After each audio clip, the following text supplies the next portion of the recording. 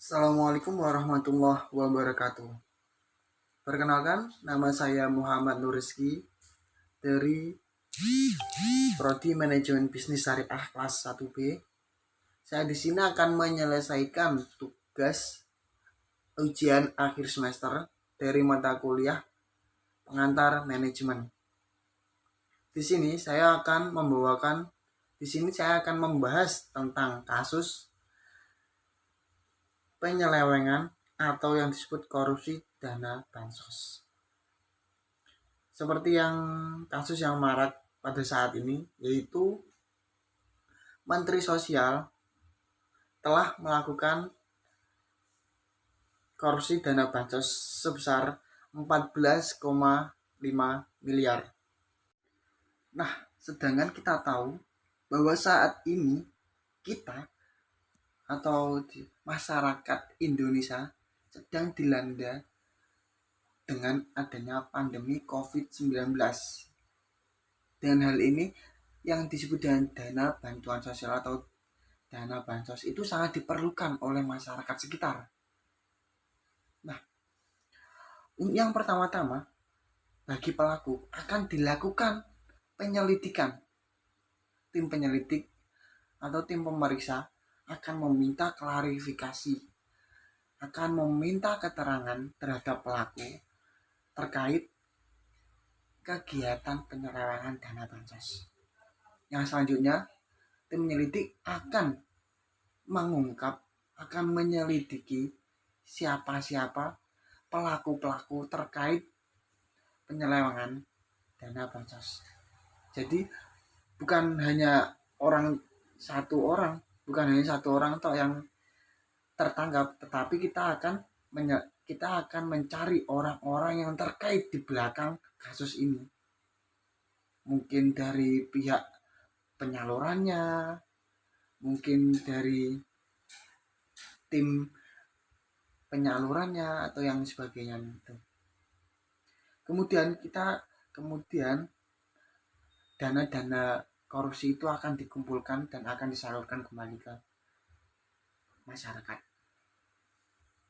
Yang selanjutnya, setelah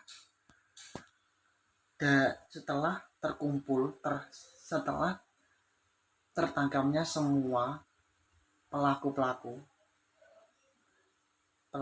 dana bansos dari saksi-saksi penyelewengan dana bansos tersebut, akan dilakukan tindak pidana yang terdapat dalam pasal paling lama hukuman tentang kasus korupsi, yaitu 20 tahun penjara.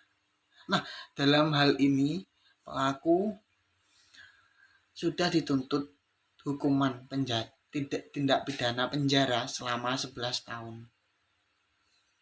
Dan menurut saya sebaiknya bukan hanya uang 14,5 miliar tersebut, akan tetapi sebaiknya disita semua aset dari pelaku korupsi tersebut.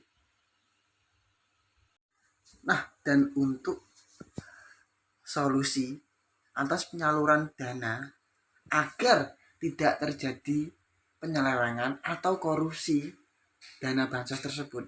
Nah, di sini saya akan bahas 3 tahapan yang baik dan benar.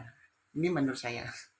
Yang pertama-tama kita harus memperbaiki data dari penyaluran dana bansos tersebut.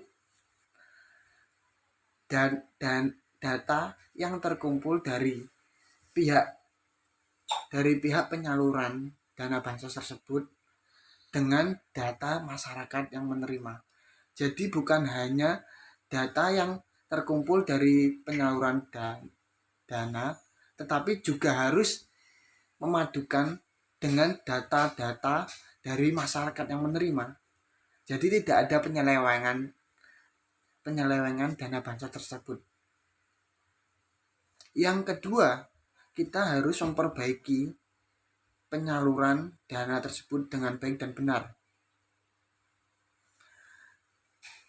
Yaitu mulai Januari sampai sekarang, penyaluran dana bansos itu melalui transfer ke bank ke masyarakat, dan untuk tambahan seperti beras atau biasanya Bulog itu 10 kilogram per keluarga, itu biasanya tidak melalui Kementerian Sosial, tetapi dari Bulog itu ke desa, setelah itu dibagikan ke masyarakat. Untuk yang fitur yang ketiga sebaiknya Menteri Sosial atau Kementerian Sosial menggandeng Bank Indonesia, otoritas jasa keuangan, dan perusahaan fintech untuk membuat fitur agar pembelanjaan dana bansos yang diberikan dapat dikontrol supaya tidak digunakan untuk hal-hal yang tidak bermanfaat. Nah, demikian yang bisa saya sampaikan. Terima kasih atas perhatiannya. Wassalamualaikum warahmatullahi wabarakatuh.